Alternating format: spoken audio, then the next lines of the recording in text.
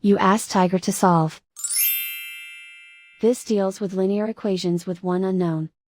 The final result is a equals 7. Let's solve it step by step. Group all constants on the right side of the equation.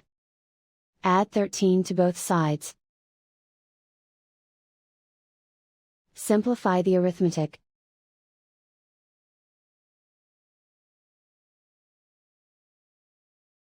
Isolate the a. Divide both sides by 3. Simplify the fraction.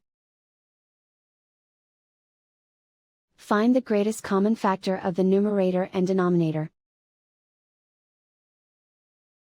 Factor out and cancel the greatest common factor. And so the final result is a equals 7.